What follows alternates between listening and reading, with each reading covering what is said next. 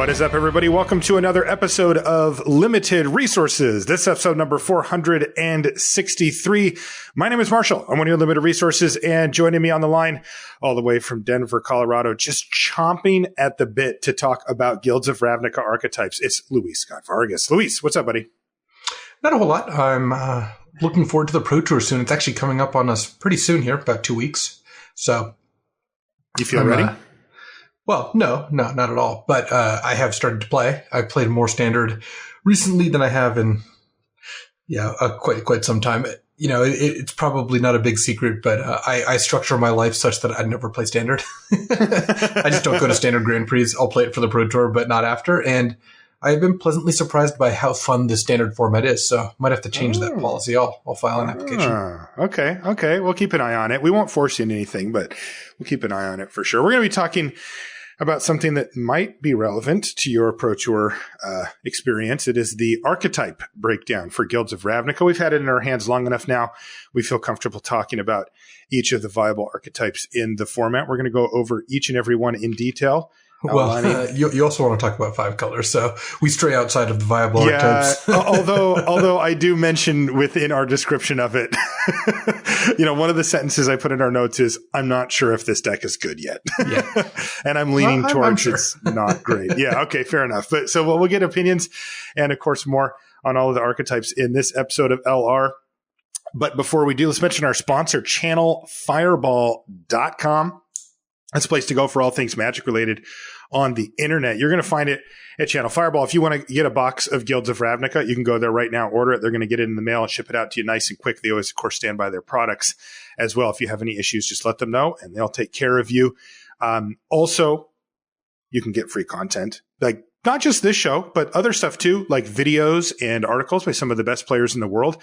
It's kind of a one-stop shop. You can go there, get up to speed on what's going on in Constructed or Limited, get to learn something by looking over the shoulder of some of the best players in the world, and then pick up the cards you need to beat your friends, or maybe even just get a booster box so that you can play a draft with them, all at channelfireball.com. You can also support the show directly via Patreon. This is, of course, kind of the de facto way these days for content creators to facilitate monetizing the stuff that they make, basically. These things take a lot of effort, right? A lot of time and effort and build up and commitment over the years and all that kind of stuff to make it go. And this is a way that you can give back to the creators that have helped you most over at patreon.com/limited resources for our page.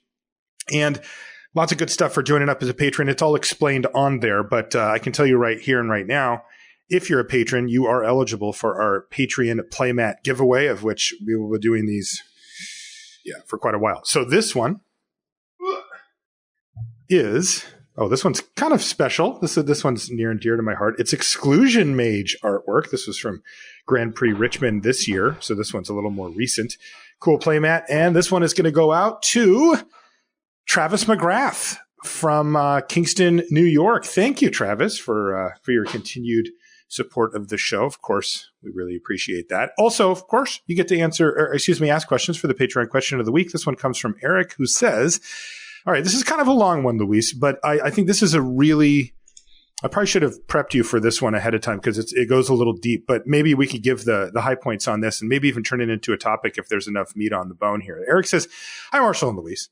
Could you speak in detail about how to value similar card draw effects in relation to one another? For example, draw versus scry or surveil, looting, rummaging, graveyard recursion, all of these type of different things. I frequently hear people say things like, quote, scry 2 is worth about a card, end quote, because it allows you to filter away lands you don't need later in the game, which is true. Like we've said that on the show before. But if 40% of your deck is land, isn't a draw itself only worth about 60% of a card? Which is, I think, an interesting way to look at it. And then Eric further goes on to say, in this context, a spell like Divination only nets you 60% of a spell in total because it takes a card to play and uses a spell slot in your deck. I'm speculating that we may be biasing slightly towards overvaluing normal card draw effects and undervaluing graveyard recursion effects, which guarantee that you get spells back. How significant are the setup costs on graveyard recursion? Maybe I'm undervaluing drawing lands because they aren't a complete blank. What do you guys think? Thanks for doing the show. I recently started consuming more content from, look at this, Channel Fireball, because I just can't get enough. So it looks like Eric listened to my little spiel at the beginning there. and he's been watching stuff. So, wow, pretty big topic here, Luis, talking about how to convert value basically across the board. And one shorthand that we often use is we say it's worth about a card. We'll use that for tokens. A 1/1 flyer is like, 3/4 of a card, something like that, where a 1/1 on the ground is worth like maybe half a card or a little less. And then we'll convert scrying and that kind of stuff too. Where should we start with trying to break down what Eric's asking here? Oh man, this is one of my favorite topics, heuristics. Yes. And because that's a fancy word, that is basically a shorthand, something that lets you shortcut. So when we say heuristics, we mean, this is worth about a card.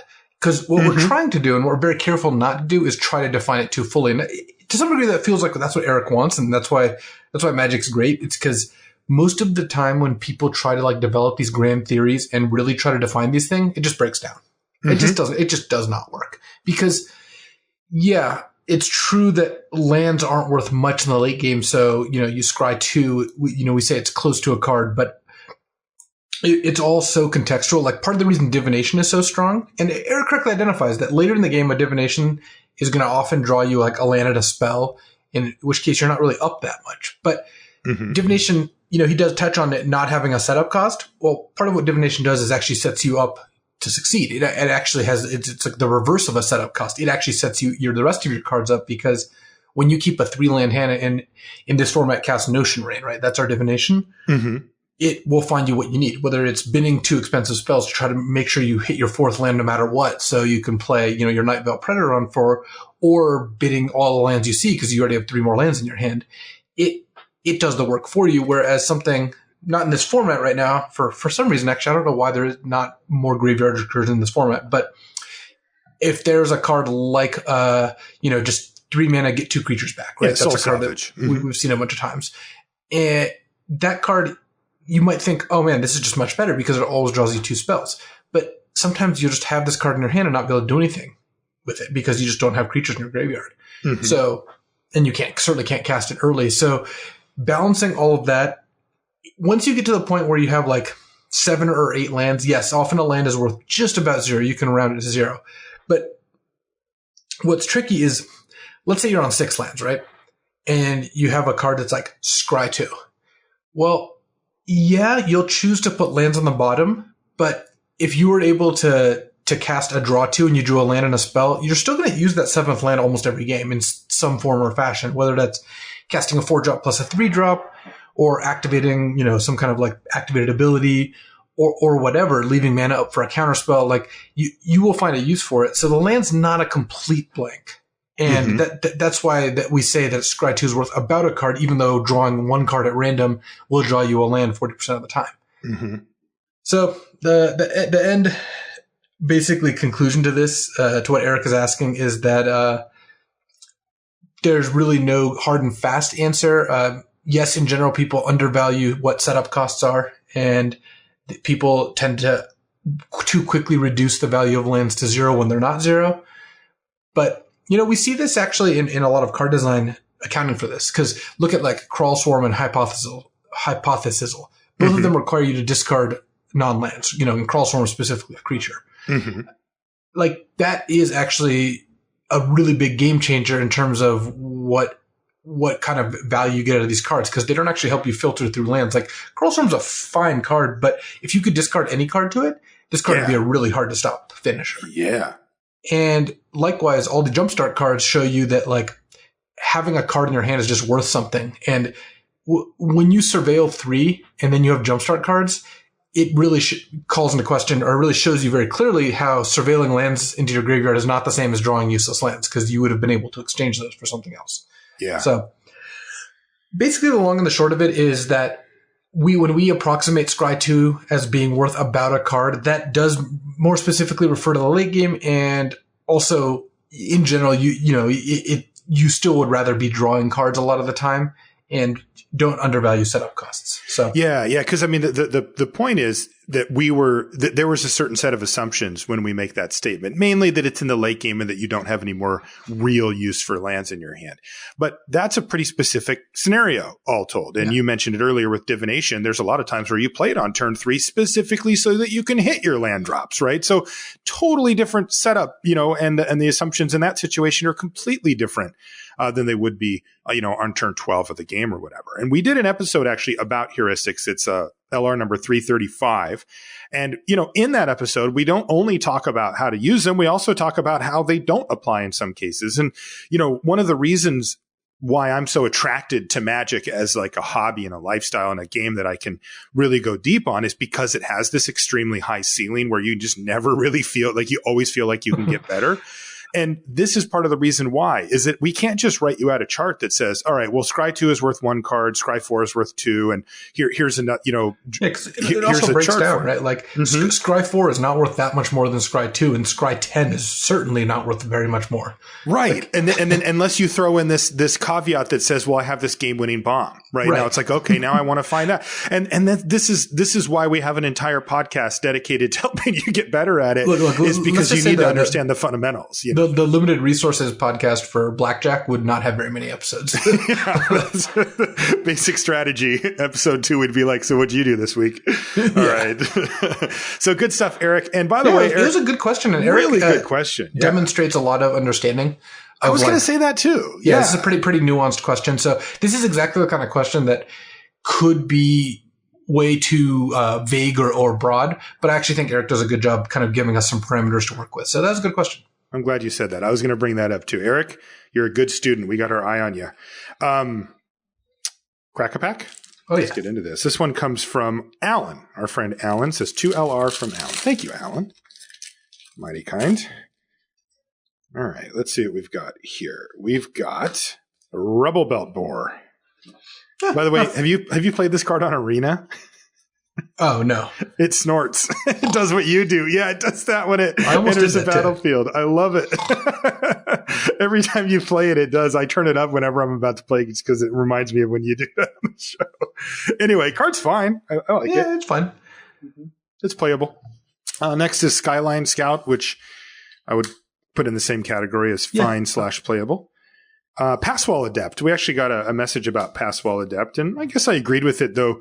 It was interesting. The person, I think it was on Twitter, asked if we had moved it up a lot because it seems to do a good job of blocking in the early game but being relevant later.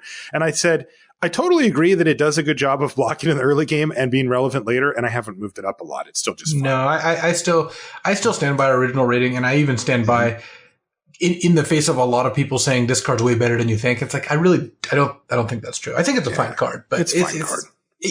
I think this is the kind of effect that confuses people, and more often than not will get you bad data because, yes, when you activate it, it's going to win you the game a lot of the time. It's going to look really good, but there's a lot of games where just that does not come up, especially since blue is not really about that.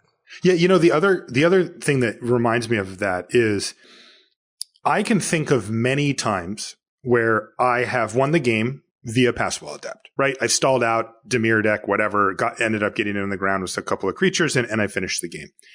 But it is my contention that I also would have won the game if the Passwall Adept had no text other than 1/3. It was a position where I was very unlikely to lose anyway. This just expedited the process a little bit, and I don't put a high value on that. There's very few positions where you need to race or you're going to deck yourself. If this was a red or a green card with the same exact everything, business card would be great, but blue I think is a lot less likely to want it. Maximize Velocity is our next card, a card that I really haven't played that much. I fear it a little bit, but I found that it's just outside of the playable range for me because there's a lot of effects that take up a card slot that are similar, but I don't want if you want this effect, just play Maximize Altitude and you'll be able to get those, and it's just much better. It's much better. Agreed.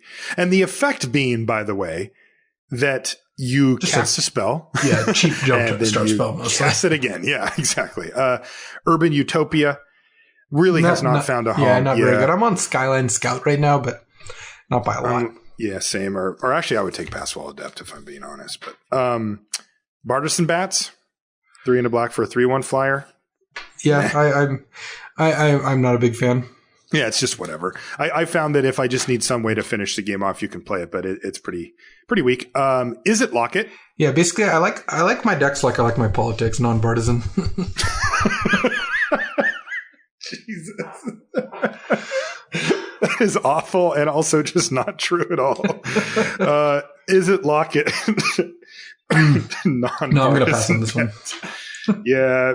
Where did we come down on the lockets? These were our preview cards. Yeah, they're crap. I find that I play them very rarely. They're just not good. It's just not efficient. Like neither half is efficient, and they're both slow. So it's not like a split card where neither half's efficient, but one's good early, one's good late. Those tend to see play. This is just like efficient, and neither half's particularly exciting. Like you can play them, and it's not a disaster if you do, but it's just not that good. Right. They're just not a priority. All right. We got one to bump off everything else. Direct Current. One red does 2 to anything, and you can jumpstart it. So Second best red common.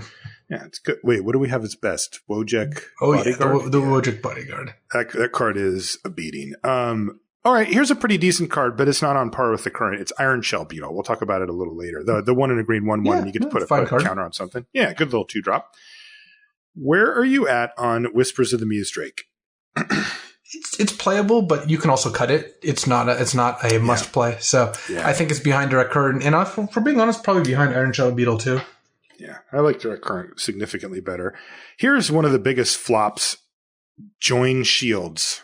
Oh yeah, this card is quite unplayable. Yeah, so that's the 3 green-white instant. Untap all your creatures. They get hexproof and indestructible until end of turn.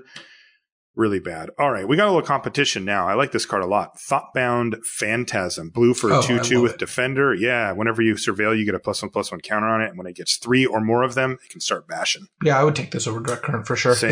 This card is nearly a bomb in Damir because it's exactly what the Damir deck wants, which is an early play that's relevant and a late game threat. So love it. Love this card. It's overperformed for me for sure.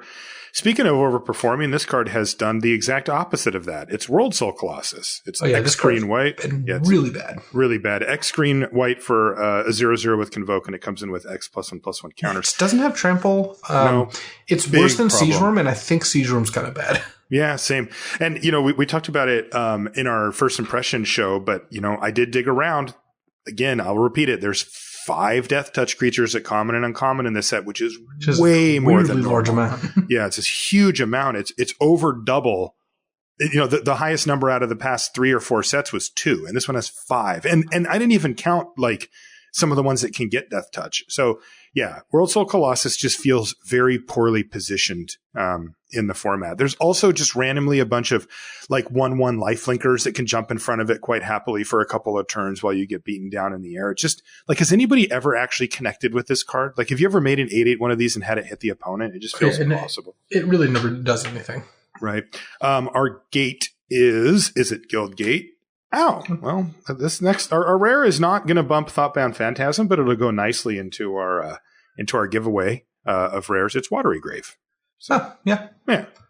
So for Val, if you want that, but yeah, Thoughtbound Phantasm, I'm in. Yeah, it's a fine first pick. I'm happy to first pick that card. Yeah, I'd be fine with that too. Especially on Arena where the only guilds are Damir and Boros. Should we talk about that for a minute? Like, that actually has been my experience. It's been everyone's experience. And that if you want to force Damir, you can. And my assumption is that the AI that's behind it just is a little tuned down on Damir and doesn't quite value it highly enough. And you'll just get stuff like, stuff that really does raise your eyebrow if it was a real life draft, like Disinformation Campaign coming like 7th, really consistent. I've seen Skyline Legionnaire 3 cards off in the back. Like, yeah, me too. Yep. So, I've had 5 of them. There's basically like 2 things going on. One is that, the Damir and Boros, rankings as however they were adjudicated, whether it was literally by people giving them points or by some sort of programmatic way, have ended up being a little off from the real world.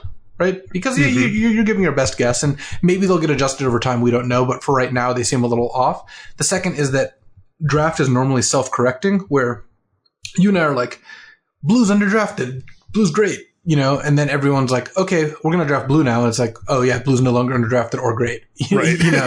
Exactly. That hasn't seemed to have happened.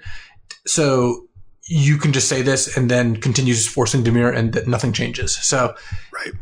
For right now, it seems like the dominant strategy in Magic Arena draft, because again, it is 7 bots drafting with you, is to force Damir or Boros, whichever one appears to be more open. Yep. And then prepare yourself to play against Damir or Boros.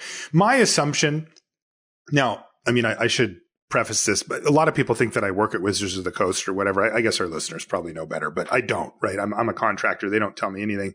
I basically find out the same stuff at the same time everybody else does, with a few exceptions. If I need to know it for an upcoming tournament or something, they might clue me in, but then I'm like NDA'd and I can't say anything and all that. But for Arena, I know nothing. And my assumption is that they will eventually have it be people. Like, I remember when they first started talking about Arena and what their goals were for it. And one of the things that they made very clear was that they wanted an authentic Magic experience. And it's clear to me that they have stuck to that, right? Like, we have seen very little, if nothing, in the way of like, well, we decided to get away, to just get rid of the upkeep step, or to, just like we figured if we just change the game enough. I do agree. Yeah, but they didn't, right? And they said, we want this to be Magic, like the way that Magic. And so far they've been really quite uncompromising on that for the most part. And so I would be surprised if a booster draft ended up being, that different. Now, there are big upsides, of course, to having non-synchronous drafts where you can stop in the middle, you can take as much time as you want, you can disconnect and just come back to it later.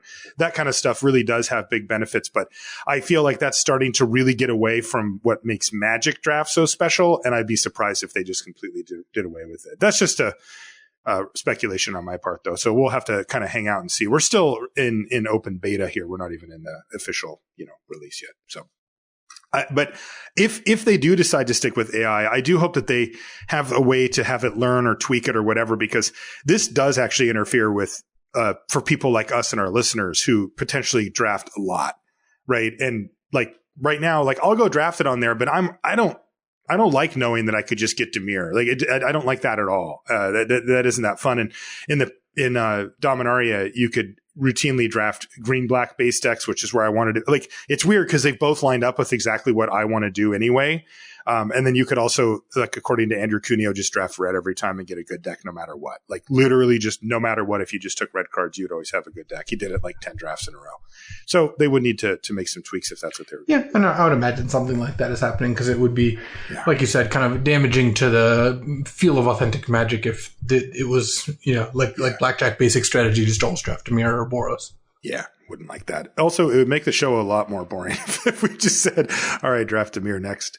Okay, speaking of Damir, let's get into our archetype breakdown. We're going to kick things off with Damir. Short story on Damir, of course, is it is the main control deck of the format. It plays out in a very controlling manner, and this is kind of where we're at with it. It's kind of where you want it to be, though, right? Blue-black control is kind of a proven archetype and limited throughout many sets.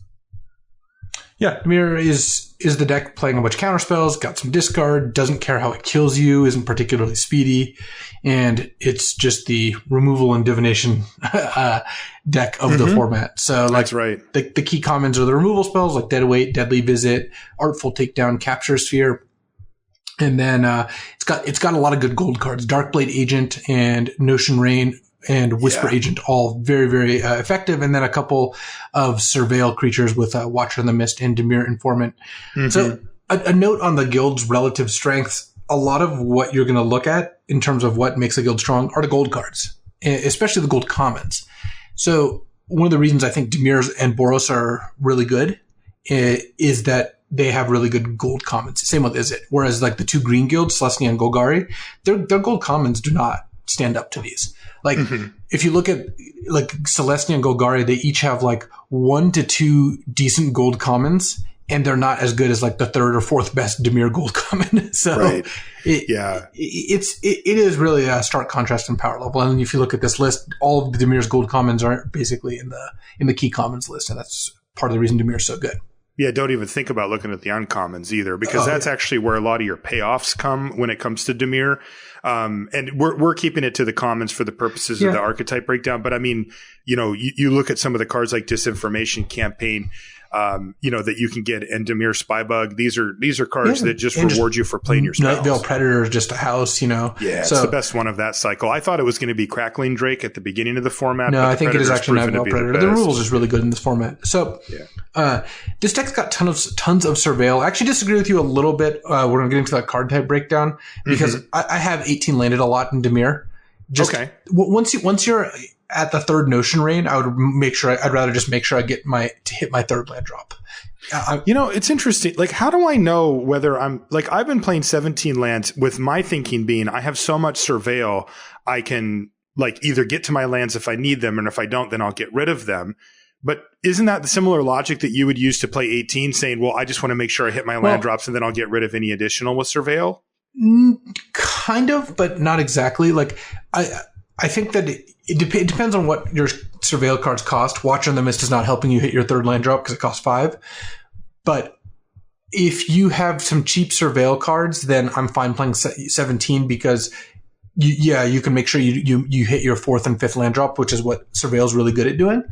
And 18, and I've never played 19, but 18 is more if you've got actual card draw, where even if you start with like a 4 or 5 land hand, you can draw out of it. Whereas surveil doesn't help you all that much when you're already flooded. Like even when you get to a late game and you're like, I have enough surveil that I'm like chaining them. If you're surveilling into Damir Informant, that card's not that effective by itself. And sometimes you're in a position where even if you draw a spell every single turn, you're still behind your opponent because you drew 3 more lands than they did. And surveil kind of doesn't get you out of that, whereas cards like Notion Rain and Chemist's Insight completely do.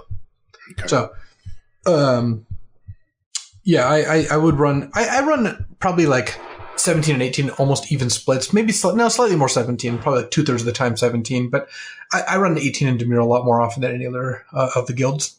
Okay, all right. So fair enough. Interesting theory there. About how to actually approach it.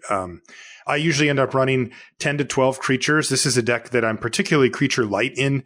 I've run 9 creature Damir before. Yeah, me too. You just don't need it. It's funny is so one of the main things going on here, or not one of the main things, but one of the things going on here that looked like it was going to be a joke, devious cover-up, is just not.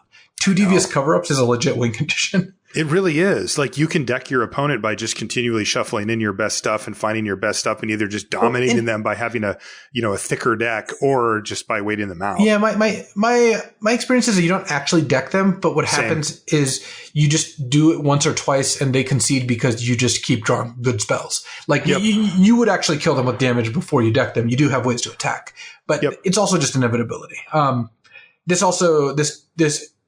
This guild also features, I think, what we touched on last week is the least pleasant card in the format, Disinformation Campaign, and AKA the best card in the format. It's a real game plan, but oh man, is it brutal? So yeah, it's not that fun to play against. This deck's just hard control. Like you'll have a Damir aggro deck like once every 7 Damir decks or something like that. It's not very likely. Like if you have 2 Damir Spybugs and 2 Darkblade agents and some Whisper agents, you might end up like kind of going aggro a little bit. So Night Veil Sprite and you can play the tempo Phantasm. Yeah.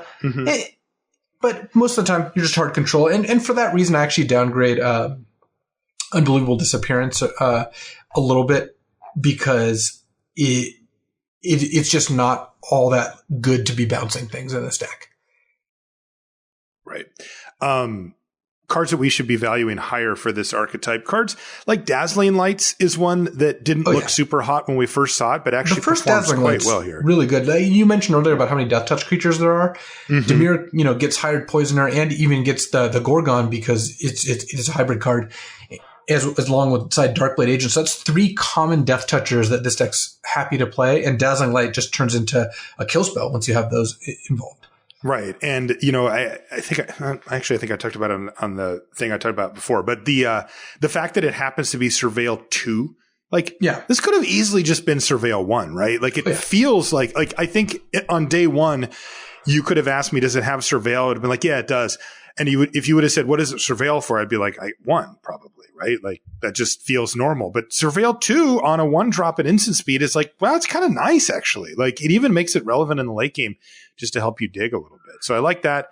The higher Poisoner ends up going up a little bit for me in this archetype, just because I do want to do things early to make sure I don't get ran over. Maintaining your life total can be important for control decks. It's extra important in this format for multiple reasons. Number one, a lot of burn spells. There's a lot of burn spells to finish you off. There's direct current that we open, which can be responsible for 4 damage. There's your biggest fear in the whole format, which is Inescapable Blaze. And then there's cards like Cosmotronic Wave and Galvanic Punch that can just sort of get you. So you want to make sure your life total stays high. And then on top of it, you're just trying to play Notion Rain. Get in on the action with a Lotleth Giant and Vigorous Warworm. But yeah, totally. Notion Rain. I've definitely had Notion Rains I can't cast because of my life total. Right. So I'm pretty conservative about blocking early with Hired Poisoners and just keeping the board as clear as I can. I've also found that Damir is one of the guilds most likely to splash. You're either splashing green for cards like Affectionate Injik or like Status Statue, or you're splashing red mainly for Hypothesizal. Yep, definitely that happens. Yeah, both those are fine splashes. You pick up an Izzet or Golgari Guildgate and you can just get a little bit more action going, especially since card draw and Surveil also lends itself to splashing nicely. Yep, it does indeed. I still have this as number 1, by the way. I think where I want to be. I think Damir and Boros are my top 2. Agreed. But I like Damir the most. Okay, let's move on to the other blue guild. Now, we've actually broken down into 2 completely separate archetypes because you really can draft 2 different styles. You can meld these together a little bit too if you want, but they do play best if you kind of go hard in one direction or the other. It's kind of a shame that it's the only guild that really has 2 different decks. Yeah, I want to actually, let's just pause here because I want to ask you about that anyway. So when we went in to start making the show notes for this, right, there's 5 we have 2 color 7 different pairs. decks. Yeah. Right. I added the 5 color one just because I wanted to touch on it, even though I'm kind of leaning in your direction where I don't think it's super great. And then I split off Izzet into 2. Yeah. So it ended up giving us 7. How many would we expect from a normal format? Like when we do this, we'll sometimes do all of them, but there's some that we're just like, look, you don't really want to play this color pair and we skip over. I think this is, it's a little less than a normal format because first of all, we're really at 6. I don't think the 5 color deck is something like it's good to talk about because like every now and then it's going to be right to play 3 or 4 colors, maybe even 5, but it's not really a deck. I think that you could draft the format 100 times and it would be correct to draft that deck maybe a couple. Okay. So if that gives us 6, distinct decks with some fringe cases of like Aggro Damir or Control Celestia or whatever, that's still fewer because a normal set has 10 2-color pairs, and even if like 1 or 2 of them are kind of busts, it still means like 8 of them are good. And often what will happen is like 8 are good, and and the other 2 are playable if they're wide open. Mm-hmm. Well, and it's interesting because even within the 5 archetypes that we were handed here, I would argue that 1 or 2 of them are busts. Now, bust is a little strong because the gold cards really do make up a lot of ground, so you can still draft like a decent deck if you happen to be the one in those fields. But relative to the other decks, they're not on par. The 2 green-based ones aren't the same. In an 8-player draft, is it supposed to be like 2 Damir, 2 Boros, 1 Golgari, 1 Celestia? That's how I would break it down. Like, is that the most common? I bet it is. maybe no Celestia, 3 Damir or something. So yeah, we're seeing this be a little more constrained, and I don't believe anyone's going to call this an all-time great format. Like, it is fun. I do enjoy it. I like the cards. I love gold sets. I like Ravnica. I like a lot of things about this format, and I especially like the gameplay. Like I said last week, the drafting portion of this is a little lighter on interesting decisions, and I think part of what you identified here is part of it. So that brings us to let's get into Izzet Control here. So this is kind of the other control deck in the format, along with Damir. It kind of has a value-based plan using the jumpstart cards, especially the ones that draw you cards. Counter spells, which it has all access to all 3 of the ones that common that we see most often, or common and uncommon, I should say, and a decent removal suite. Although I will say the plan as a control deck isn't quite as solid as it is in Damir, mainly because the red removal spells on par aren't quite as good as the black versions, but the tools are still here. Right, direct for you to current get the is job not done. dead weight. Right, exactly. Right, it's so much slower, And even though you get to Command flash is also worse than Deadly Visit, so you're losing on both ends here. Yeah, you basically. This is like a Damir control deck, but instead of Notion Rain, you have Hypothesizal, which is comparable. Like they're not quite the same. Notion Rain's a little better at what it does, but Hypothesizal does a good job of not getting you behind on board. Mm-hmm. And like if you look at the key commons, you've got like Watcher in the Mist, Direct Current, Command the Storm, Hypothesizal, and Goblin Electromancer. Mm-hmm. As well as I would say Piston Fist Cyclops, just because it does a good job kind of getting the board stabilized. And you're just trying to kind of 1-for-1 your opponent and win with your card advantage and your good high end. Is it control does need uncommon, like it needs like a Chemister's Insight or a rare like Niv Mizzet or something to or Murmuring Mystic at uncommon, like something to really give it a reason to be doing this. Because when you go hard control, you cut yourself off of a lot of the good Is it cards like, Sonic Assault that would otherwise be quite effective. Yeah. So, and in my mind, this is the lesser of the two Is it decks. I actually prefer the other one. One thing of note is that cards like Capture Sphere and Command the Storm have to carry a little more weight than they normally would because you just don't get the unconditional removal like you mentioned in the Damir colors. So that's as close as you're going to get. So, they're a little clunky by comparison, and you could fall behind a Boros deck or something like that.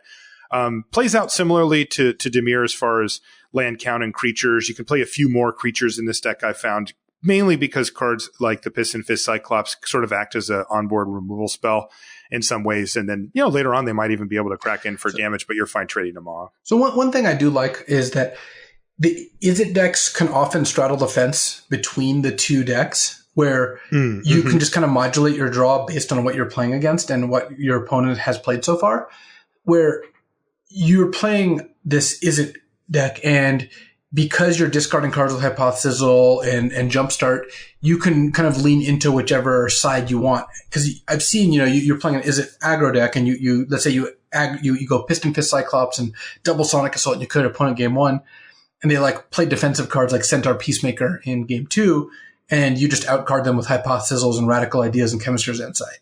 Like you didn't change even what cards are in your deck. You just played a different way. And you're not leaning on the aggressive cards, and you're beating them with the control cards. So that's one of the things I like about it can kind of play both sides of the court here, and it can pivot nicely, which kind of leads us into the Is it aggro deck, which is like you mentioned here, not a conventional aggro deck. It doesn't curve out. It's not Boros. It doesn't go 1-drop, 2-drop, 3-drop removal spell, pump spell, win the game. It kind of plays out weirdly where almost every game it doesn't look like it's doing much or curving out nicely at all. But all of a sudden it's like it got in 4 points with an Electromancer. It's got a Piston Fist and Electromancer sitting there, and it hasn't been able to attack for a few turns. Then it goes Sonic Assault, Jumpstart Sonic Assault, untap, cast one other removal or bounce spell, attack you for 6, and then Gravitic Punch you out or something along those lines. Yeah, you'll see combos like that happen a lot. One of the ones I mentioned a little later, but is like the 1-2 punch of using Sure Strike, for example, on a Piston Fist Cyclops, and then using Gravitic Punch that turn after you've gotten to 6 mana. And, that's 7 damage plus a creature that really must be blocked, and isn't basically blockable in a profitable way. And if the way happens to be clear, if you had something like a Smeltward Minotaur, or something along those lines where you could, maybe end step Sonic Assault their best blocker, or in this case, maybe their worst blocker, so you force them to block. They stand to take 14 damage in that transaction, right? It's just like, that's ridiculous, right? And then, the truly busted stuff is when you start getting some of the rares like Erratic Cyclops involved in the mix. Oh, Erratic Cyclops does some work. Right. It's just stupid to do that. Like, the damage adds up so fast that even when you're playing it, you're like, wait, what? Like, it's just insane. Like, last night I had an Erratic Cyclops. It's an 08, right? And I target it with Sure Strike. So it gets +3 and then +2. So it's 5/8. And then I target it with Gravitic Punch, but the thing resolves first. So it goes up to 9 and it 9s them. And I have a 9-powered Trampler with First Strike. Yep. It's like, what is your opponent? Like, that's 18 damage coming at them if I haven't hit them at all. And they have to block, with this deck, and with your opponent feeling like, they got cheated somehow. That's right. And go ahead. It's not even the case when the Is it deck was setting this up, but it does feel like you got, the rug snatched out from under you. You're like, I had 3 blockers and they had 1 attacker. What happened? How could this have occurred? And it's like, well, that's kind of what this deck does. A couple notes about this deck. Electromancer is really important to the aggro version because you often are wanting to cast 2 to 3 spells in the same turn. Like, imagine that sequence that you were talking about. If you had an Electromancer in play, you probably could have also jump started the Gravitic Punch and then just done minions. And then it's over. Yeah. The game's just done. Also, sequencing your spells or rationing them out is sometimes something you have to do. Like, imagine you have a Leapfrog and a Piston Fist Cyclops in play. Even if you have like 7 lands in play and a Radical Idea in your hand, you probably don't want to flash it back the same turn, because it's just so important to cast one spell each turn that you're often going to just choose to not cast a spell with Jumpstart or just cast a spell out of your hand because you need to cast exactly one per turn. Right. And these sequences become so important. And this is what we were talking about when we said this is an unconventional aggro deck. You know, when we talk about Boros, you're going to get to that conventional curve out, beat down, combat trick, removal type plan. This is much different. This is like setting up for 1 or 2 big sequences during the course of the game while not dying. Right. You have to make sure that you don't get ran over, but you really have to toe the line, because sometimes you're going to be going down to 2 or 1 damage before you actually get the chance to boom. Yeah, playing with this deck's very tricky, as is playing against it. This is one of the higher skill decks in the format. And some good advice for playing against Izzet is you should probably be pressuring them a little bit more. They get a lot of mileage out of opponents like playing scared.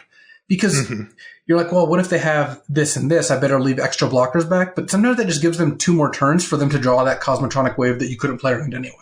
Yeah. Totally. So keep that's a really great point. And I'll tell you what, as the one who plays the deck, when you're on the side of Izzet aggro, you feel like you're the one with the glass cannon. Like you need everything to go on that right turn, and one, bounce spell or one well-timed removal spell can break up the whole party. Like imagine that sequence that I mentioned earlier where I'm like, sure, strike my guy. And they're like, sure. And then you're like, gravitic punch it. And they're like, kill it in response or just bounce it. It's just like a disaster. Oops. Yeah. And it's just a disaster. I can tell you that playing against Izzet, you always feel like you're losing. Playing with Izzet, you always feel like you're losing. But yeah, that's true until you win. But Izzet does win a lot. Some of the undervalued cards for this deck, Sonic Assault, maybe that's not undervalued, but that is such a key card. It's the card that leads to the most of these wins. Yeah, I mean, this is a card you should be valuing higher for this archetype, right? This is the deck for Sonic Assault. Oh, yeah. Like, this is Sonic Assault. All the Miser cards like Gravitic Punch and Cosmotronic Wave, alongside Radical Idea is really important for this deck, because it's the card that lets your Piston Fist Cyclops attack every turn, that lets your Leapfrog always be flying. So yep, and for no real cost, right? Like It's just mana. All you do is spending mana, and it's turning on all of the creatures that care about this. And there are a bunch of them, right? Like there's some worse ones, admittedly. There's cards like Fire Urchin, which is just okay. Leapfrog is fine, right? It gets in for damage if there's nothing in the air, but otherwise it really does require those triggers. So Radical Idea is a great one. I think this deck is really cool. Like, zooming out a little bit, right? We don't get takes in Limited like this quite this extreme, where this deck really doesn't play out any other way rather than play creatures that care about spells and then play a bunch of spells. And that's neat, right? Like, that's not something that you see every time. It's kind of hard to engineer this so cleanly into a Limited archetype without it sort of just bleeding over into, air quotes, like normal Limited stuff, like just playing creatures and removal and that kind of stuff. So I got to give them kudos for making the Izzet aggro deck exactly balanced. Like, this is really hard, because if this deck was a little bit too unreliable, you just never want to do it. You're like, why am I trying to risk all this nonsense to try to cheese out a win? But if it's too good, it's awful play experience, because people are just like, I came here to block and attack with my creatures, and all you're doing is casting, gravitic punches and killing me with them. And they seem to have really hit the mark with this one. Yeah, for sure. I think the Izzet deck is very cool, and credit where credit is due. I think it's one of the cooler play patterns to exist here. All right, now let's get to a deck that's not quite as cool, although it's very good. It is Boros. And, I will say that I appreciate what they did with Boros here, because I think getting cute with Boros is not the right play. I think that people that like to play this archetype know what they want to do. And I think that they came up with a good mechanic for it with Mentor, and it plays well where it's not dominant, but if it gets out of hand, it gets out of hand. And that, of course, is the Mentor mechanic. And this is the premier aggro deck in the format, is Boros. Curving out is at an absolute premium, to the point that a card like Helos Hawk, which we liked early, is now just like a priority, right? As a 1-drop, getting started early by playing something on turn 1, and then getting basically any effect that can get a +1/+1 counter on it turns it into just a really solid card in your Boros deck. And I think that speaks volumes for the strategy that Boros is trying to put forward. For sure. The Helos Hawk takes your average draw and makes it into an insane draw, because if you have one of the uncommons that have a Mentor that costs 2, the difference between playing a Hawk on turn 1 and not is 10 10 damage. That's right. It's obscene. So I do agree that Luminous Bonds is better, but I think it's pretty close, and I think there will be times in a draft where you should just take the Hawk over the Bonds. Yeah, I think that depending on how your drafts go in and what your curve looks like, you could do that. Although pack one, pick one, I'm still on that. Yeah, part of it is that pack one, pick one. You don't know where you're going to end up, and Bonds is just more reliable. But that's true. So go ahead. I was going to say, once you have a couple, like if you have 2 to 3 removal spells and you need help early in the curve, you're totally fine to take Helos Hawk over Bonds. Right. And that's a big statement, right? I mean, that is huge. Some of the key comments, Sky Knight Legionnaire is your all-star, right? Oh, yeah. That to me is you can never have too many of these. Like I mentioned earlier, I had 5 in a arena draft, and I was like, well, could use a couple more. Like the card is just completely stupid on every level. We loved it when we saw that it was reprinted again. It had been in 2 previous sets prior to this. I think this is the best set for it so far. The mentor ability is just fantastic on it.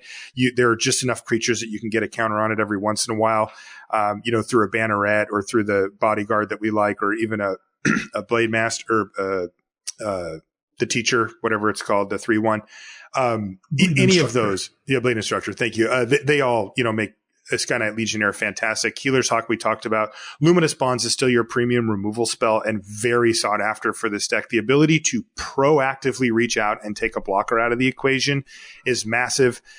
It makes Righteous Blow look terrible.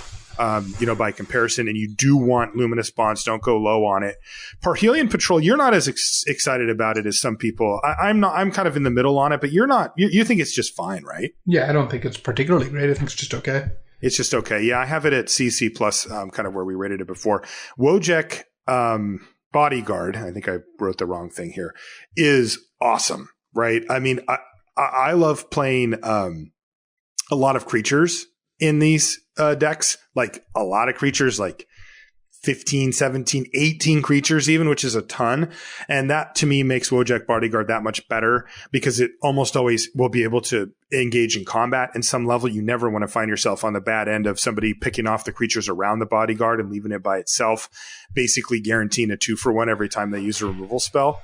But if it has friends, that's why you played 19 creatures in your deck. That's what I'm saying. Yeah, that's exactly what I'm saying. And then also, of course, it makes it more likely that you're going to be able to mentor onto stuff. So that's really good. Ornery Goblins overperform for me, not in a way that I'm prioritizing or thinking it's amazing, but it's higher on my 2-drop list than I thought it would be. Same with Fresh-Faced Recruit. When you're trying to turn sideways and occasionally put counters on your creatures, First Strike's a big game. And then, of course, you want cards like Direct Current as well for proactive removal or as a way to finish the game late.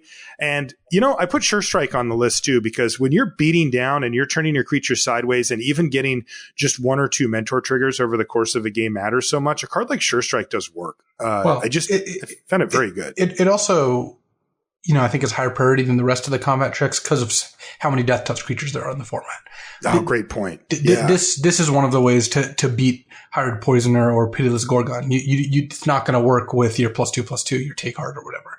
So sure, this is the best Sure Strike's ever been. And it's always a fine card, but it's really good here. It's really good, yeah. So the name of the game, of course, is curving out, and then trying to get any mentors trigger going is how you're going to differentiate this from like other decks in the format. Healer's Hawk has been, one of the best targets for it, as we mentioned. But the key here is that you're curving out, that you're playing creatures on the first, 1 to 4 turns of the game, and then you want to back those up by combat tricks, preferably the cheap ones like Take Heart and, as we mentioned, Sure Strike, and then of course removal spells whenever you can pick your way. Whenever you can find them. And then you will have a little bit of room in your deck for a couple of kind of cute cards like Cosmotronic Wave is a great way to end the game if it gets stalled out. It also just randomly kills creatures sometimes and can push through for the win.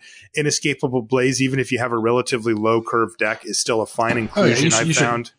Just run it. Yeah, because you can just find your ways to win the game. Now, I want to know your take. I have not been playing Gravitic Punch in my Boros decks. Have you been doing that at all? Yeah, because it's like 3 seems to be the highest number that I have. Yeah, I don't really have big things. There aren't very many games where you have a 5-power creature out with this deck, and so much of the ways you lose involve not having creatures in play or having your opponent have removal spells up that I don't think Gravitic Punch does what you want, whereas Cosmotronic Wave does a lot more. Yeah, for sure. And, you can even go a little deep and put like an Experimental Frenzy in your deck if you happen to get that rare. But again, you really want to be close to the vest with those type of cards. Anything that isn't getting through for damage or getting creatures out of the way or whatever is something that you really, really want to think extra hard about before putting in your deck. You want to have as much stuff that affects. Right. This is not a maximize velocity sort of deck. I have not found that card to be good in Boros. Me neither. I fear it, but I don't really care. Now, there is also an alternate build that I've faced multiple times of this, though, that I've been more prone to board into in certain situations rather than be my main deck plan. But it's one that revolves around playing Maniacal Rages and Candlelight Vigils and putting those on cards like Helos Hawk or any 2-drop that you happen to have. I just find this to be like a super high variance and not necessarily higher win rate version of the deck. You get blown out very easily, and I found Boros' primary game plan to be super solid, so I just don't really see the need to try to ratchet it up to 11 here. Yeah, Though for sure. I have found times where I'm like, I am not, like my deck is not, like maybe I have a mediocre Boros deck that doesn't have that perfect curve, but isn't great. And I'm like, I need some way to try to get underneath this much faster deck. And then I'll bring in a Maniacal Rage and a Vigil and just see if I can just mise them out. But for the most part, I don't really want that as my main game plan. Lots of creatures. I mentioned it, 15 to 18 creatures. You want 3 to 4 combat tricks, 2+ removal, whatever you can fit in there. Your combat tricks will often act as removal, but the removal itself is usually better. And then you can fit 1 or maybe even 2 game stealers. If you can fit them in, that these are the Cosmotronic Wave type cards that we were talking about before. Yeah, I think that Boros does not have a lot of room for, like you said, cards that aren't directly removing a blocker or dealing damage to the opponent one way or another. Yeah. I often play 16 lands in this deck and try to build my deck so that I can accommodate that as well. Oh, yeah. That's why, in an ideal world, the top of your curve is Skyline Legionnaire. Yeah, that would be perfect. I mean, I if you do have to play a Parhelion Patrol, you can. That you should probably be playing like 2 Boros Guild Gates in these decks, even with some 1-drops. Yep.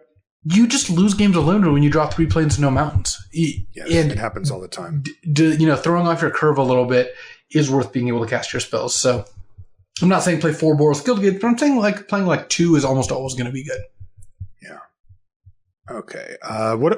Cards you should be valuing higher for this archetype. Yep. It's pretty obvious stuff, but Wojek Bodyguard is a huge one.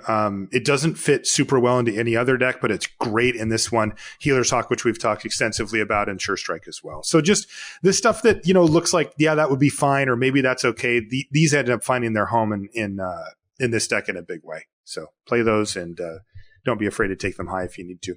Talk to us about Selesnya, Luis. So this is kind of like how Izzet controls like a worse Damir? Selesnya is kind of like a worse Boros, where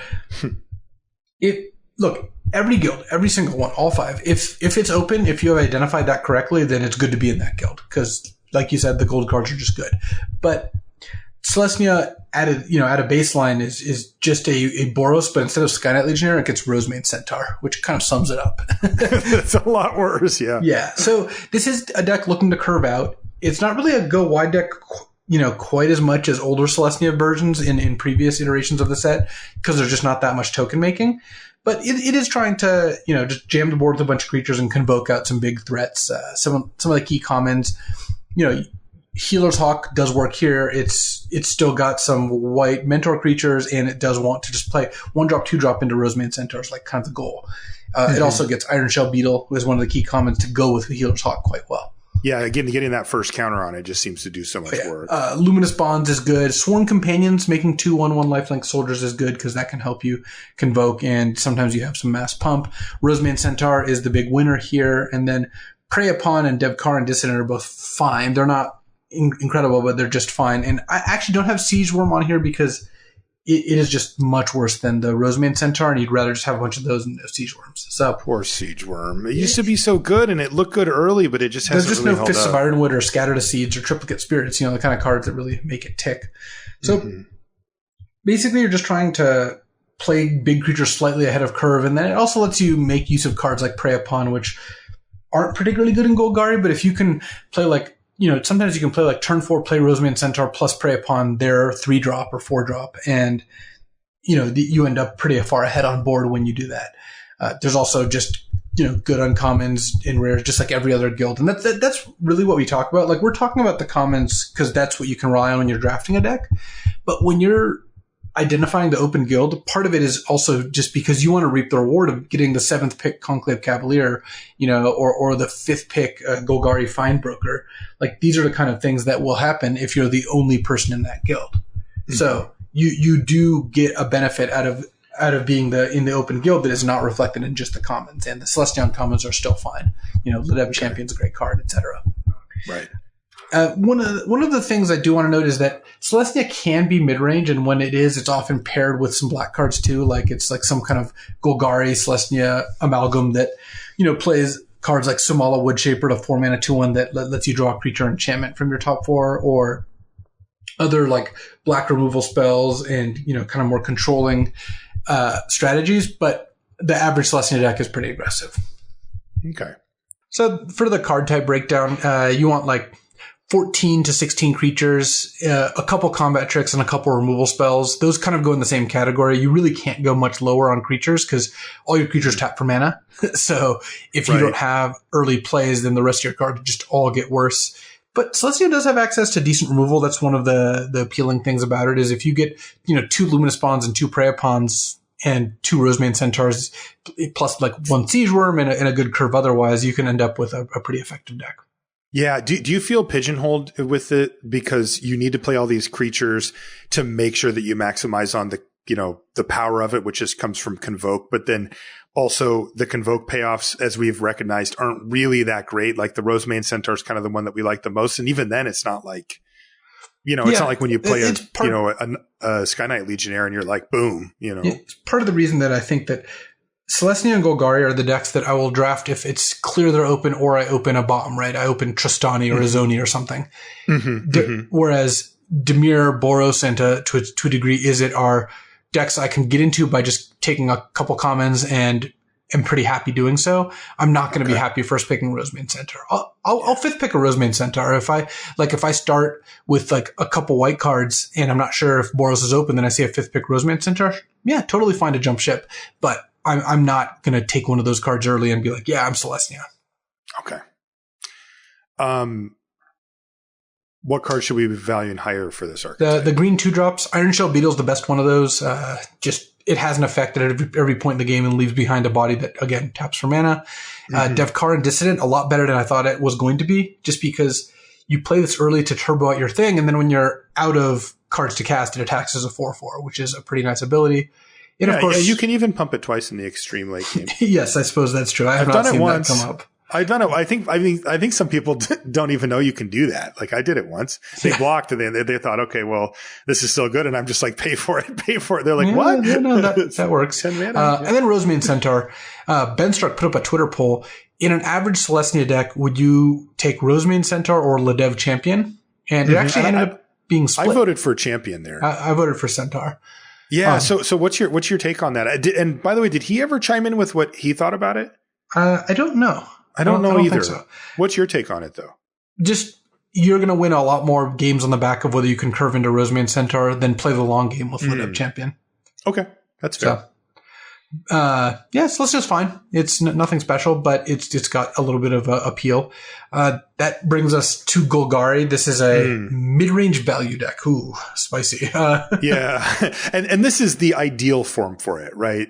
Like, yes, this is what you want. There is nominally a Golgari aggro deck, and sometimes you'll get enough Crawl Harpooners, which is uncommon, by the way, that you can actually end up pressuring the opponent enough that your undergrowth cards are always on. But for the most part, this is kind of like a mid-rangey deck.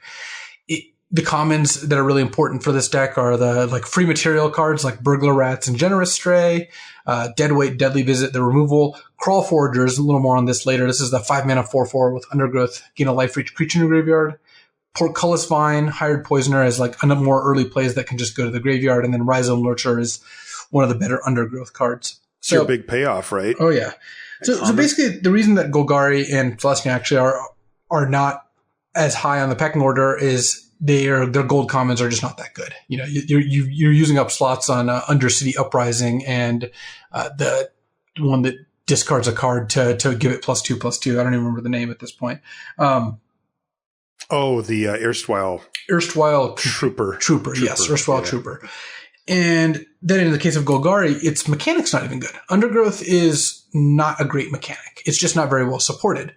So it could be a fine mechanic if it had, Grizzly Salvage, but it just so happens that this card file doesn't have a lot of really easy ways to enable Undergrowth. So as a result, the Undergrowth cards just aren't that good. And Golgari's fine. If it's open, it's a great place to be. It can put together a decent game plan. You just have to not focus on the Undergrowth effects as much as you might think, which does make it a little worse because it's got a lot of cards that have that text on them. Mm-hmm. I like splashing a lot in my Golgari decks. Chemist's Insight's one of my favorite splashes. Notion Rain is actually a fine splash too. And then you can splash cards like Luminous Bonds or like Lodeb Champion, the good white cards. Blue or white are the good splashes because it has the fixing to go with that, right? Celestia Guildgate and Damir Guildgate will help you splash. It's no real easy way to splash red here. So for the card types, again, heavy creatures, almost all these guilds have, I guess 3 of the 5 guilds have heavy creature components, and here you want like 15 to 17 creatures, 4 or more removal spells. You want a lot of removal, like Severed Strands, Deadly Visit, Dead Weight, just all of it. Though not Prey Upon, that card's not particularly good. Your creatures aren't that big. And then, but Severed Strands is a thing here, right? Like, this is kind of the deck that actually wants it. You just have Burglar Rats and Generous Strays, and you usually get there. And then 17 lands. So the cards that I think you should be valuing higher are Crawl Forgers. I found this card to be excellent. This is actually just a really good card. It's just that's your boy, huh? 5 mana 4/4 gain 3 or gain 4, and that's not even looking at the really high end where you gain like 7. It just does a good job against the aggro decks of the format. Yeah, and that life gain is really relevant against both Boros and the Izzet decks, because Izzet decks, that might be a whole card or a whole turn. It was funny when we were building our team sealeds. Josh Utterlayton was going to be playing our Golgari deck, and he was like, I need like 1 or 2 more cards. And I'm like, wait, you got Crawlforge, definitely play those. He really like reluctantly added them. And then at the end of the day, he's like, no, that card was really good. Like, great. He definitely was a believer. Burglar Rat and Portcullis Vine I find are also really good because they're early plays. Generous Strait's fine, but it's a 3-drop. Burglar Rat and Portcullis Vine come out in turns 1 and 2 and fill their graveyard quite nicely.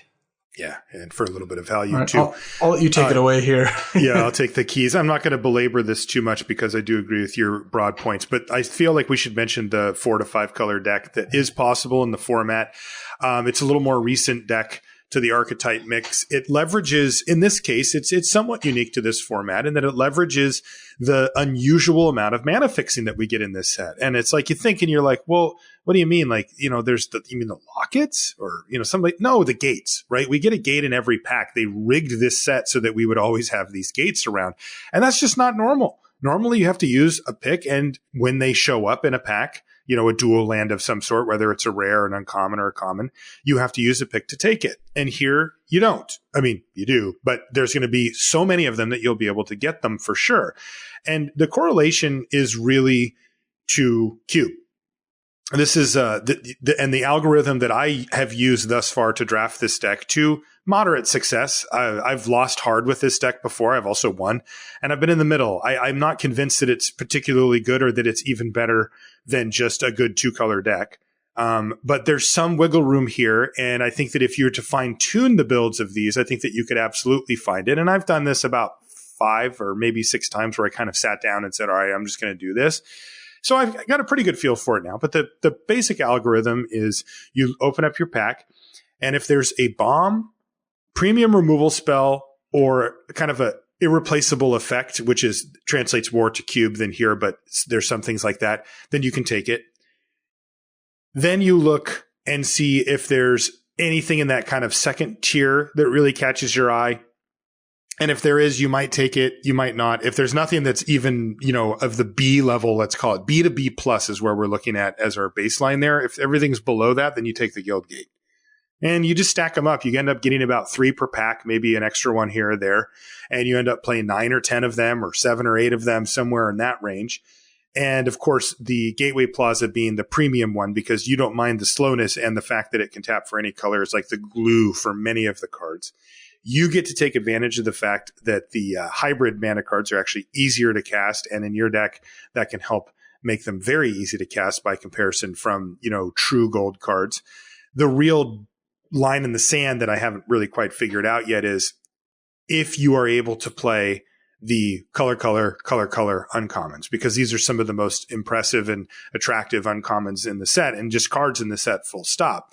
Most of my 5-color decks have had a solid 2-color base, either blue-green, black-green, green-black, something like that at the base. And then I'll build off of that and kind of be splashing around. So the question is, if I'm, let's see, black-green base, can I splash for Nightveil Predator? Yeah, I can. I can make that work. But can I splash for True Fire Captain? Yeah, that you're starting to really push it, and you really need the payoff to make it worth it. So that's kind of the algorithm that you'll use when you sit down, is just to go for like the bombs, the removal, and then failing anything really good after that, just take the gate and then do it. Now, this does put a major pressure on the early part of the game because the deck is slow. You are playing so many tap lands just to be able to cast your spells, and it can be a real liability, really, like a legitimate, you're playing a one turn off, which is massive in Magic, every single turn. And if you're playing against Boros or is it aggro that's trying to get their plan set up or just beat you down, even against a Damir, you just give them all this time to get their counters together and counter the stuff that actually matters while you're fiddling around with your mana base. It can be really bad. The times when you can just outright lose, though, is if you're playing against Boros or Izzet and they get out to a quick start. So as if it didn't already have enough pressure on it, cards like Deadweight are just critical for this type of deck, because you just need to be able to play tap lands but still play spells in the early turns that affect the board in a meaningful way. And that's what a card like Deadweight can do for you. The problem is that you're not the only deck that wants it. Every deck that can cast it wants it. Every deck in the format wants that card. Golgari kills for it. You can find broker it back. Damir wants it more than almost any other common. So you're not getting them for free, but they are an absolute priority, and they do jump up into that premium removal camp as well. That's it. Look, I don't know how good the deck is. I'm leaning towards Luis's end, where I'm saying I don't think it's great, but I'm still fine-tuning it, and it might be a little better than I think. I just think that the extra power level you get is just not something that is a huge advantage, because there's so many good cards in this format, and the downside of not being able to cast your spells or having to play 9 gates or whatever just seems much worse to me. So yeah, the cards you should be valuing higher for this archetype are basically just the guild gates, right? I mean, normally you would like take a couple of them if they were on guild, and sure, why not? But here, I mean, you're going to be taking them 4th pick, sometimes 5th pick, and slamming circuitous route. Yeah, you can play that. But again, it's funny because you'd think that would be like the nut in this type of deck, and it is powerful, but it slows you down even more. It's like you're taking this off-curve strategy, and then you're adding a do-nothing card into the middle. Basically, like, I can buy this deck being good if you just start with Finality or something like that, just like a sweeper, like a bomb. Yep. But given a bunch of normal commons and uncommons, it feels like you shouldn't be here. Yeah. And the interesting part, of course, is that by the time the 3rd pack comes around, you should be well set up with the gates. You should have 6, 5, 7 of them, something like that. And you should be able to basically take any high-powered stuff that you open at that point. But from what I've found, that isn't necessarily the case. Again, if you open up a truly off-color double, that's part of it is this cycle of these, CCDD cards like True Fire Captain just restrict what this deck can accomplish, because it's still going to have a hard time playing those cards, and a lot of the power levels tied up in these really hard to cast cards. Exactly. And that's a major, and then also if you just don't happen to open anything super powerful in the last pack, ostensibly you should be getting past hard to cast gold cards in that last pack, because the people will have slotted into a specific guild. And if it's not in their guild and they're like, well, I'm not going to take this Niv Mizzet or whatever. But even then, I've just found that it's not a gold mine. You don't get to the end of to the 3rd pack and you just clean house. If you get lucky, you do. But I mean, do you really want to play a strategy that requires you to force it early and then get lucky late? Like, that's just, that is asking a lot as far as setup cost goes. So it is kind of fun to try. It's really challenging to play. And I think that there is some power level there, but my guess is that Luis is right about it, and that it's not going to end up being like a staple archetype or something that you really need to go after. But it does exist. So in case you want to have some fun or just give it a shot, you should know about it. So now that we've gone over these archetypes, the like 6 plus this thing that you just talked about,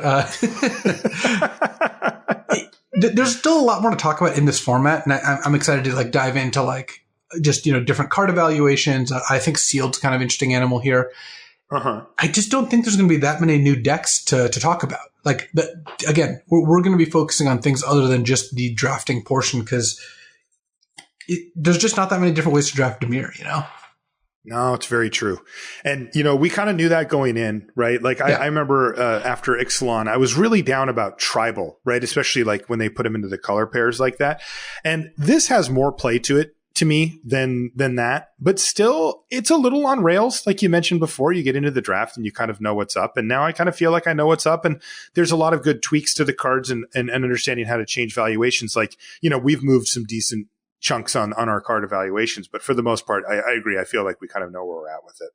Sealed should be interesting though. So we'll be doing the sealed episode in the next few weeks, I'm sure. Anything else you want to add before we take off, Luis? No, I mean, I'm enjoying this format. This is definitely not one of the formats I would, I am like bored of. Like the Ixalan now, we were talking, I remember a couple weeks in, we're like, this is going to be rough. Yep. And M19 was like that too. Yeah. I don't feel that way about this format. I'm like, no. Like, well, it's a little late now. I'm probably going to go to bed after this. It's 12:30 my time right now. But I do like want to draft. I actively feel like I would like to be drafting right now. Whereas like some of the other formats, you just end up in a spot once you've done 15 or 20 drafts that it's like, what else am I looking for? Whereas here it's like, I could go for casting Notion Rain. Yeah, there you go. Yeah, and I always find that to be I'm willing to give this a B. Like if I had to fast forward to the Sunset Show, I'd say we'd look back and say solid B for this set. Maybe not the most interesting in the draft, but the games have been fun and it seems like a cool format. So I'm going to keep playing it, and I know you will too.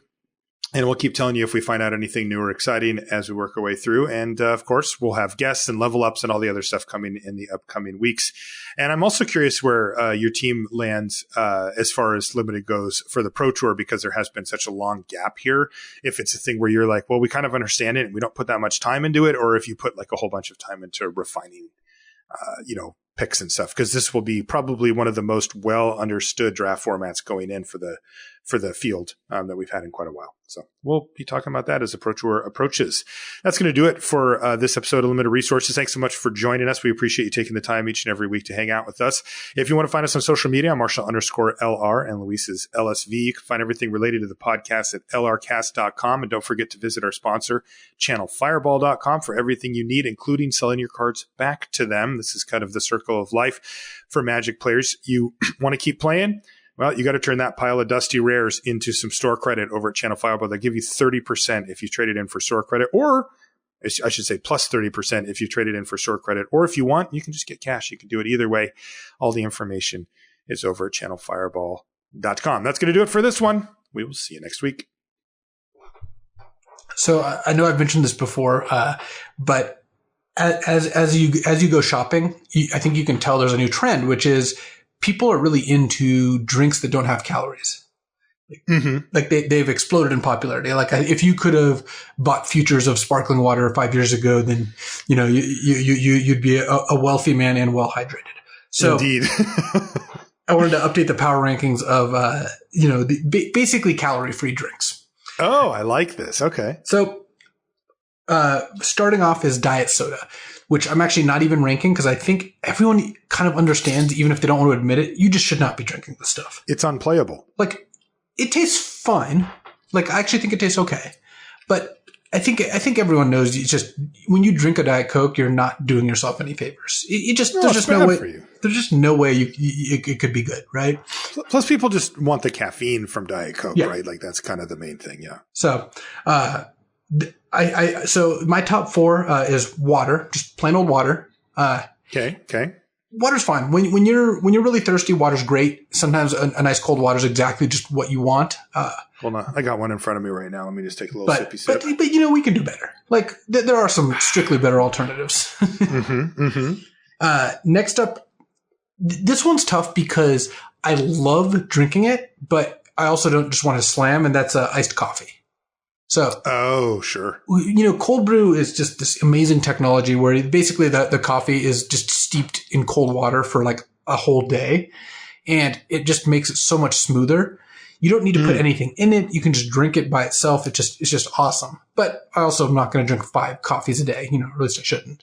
So, You know, it's at the top of my power rankings when I wake up in the morning. I do enjoy myself a little bit of caffeine here and there, but you know, it's not something that I'm gonna just completely slam. I like the power rankings by time of day, but well, it is relevant. Look, it's a slider. You draft to a curve, right? You don't just take cards in a vacuum. Next up, we've got iced tea. Iced tea is amazing. You know, you enjoy yourself a good iced tea. I know that. And iced tea. You know, you can even get it without caffeine if that's your jam. If you want to add a few calories, you know, here and there, you can mix it with some lemonade for an AP. And just in general, you're talking my language. Iced tea is very satisfying, and I think it tastes really good, even when it's completely unsweetened. Same. So my current number one in the power rankings is a Spindrift. It's the sparkling water that has like between 3 and 5 calories, something like that. I've had one of these. And basically it's sparkling water with just a little bit of like actual juice in it. But it's a few drops of juice. Very, very light. And my working theory is that they're lying to us about the calories because it tastes so good. That's awesome. That means they're doing something right, unless, of course, they're doing something they're doing something really wrong. But, you know, I'm literally drinking one right now. And I find it to be just incredibly satisfying, very good, and very light. So, what flavor would you recommend? I had lemon, and it was fine, but what do you like? Lemon's actually my favorite, but all the flavors are good. There's a ton of different flavors. They actually have an AP Spindrift, which you would like. It has what? 5 or 6 calories, something like that. And it's... Oh, my God. I did not know this. I'm trying that. So... if you haven't tried one of those, you know, I would say do yourself a favor and do that because, I don't know, drinking calories in your drinks, that's very like 2010. We're in 2018 now. Let's save our calories for things that taste good. Yeah, level up.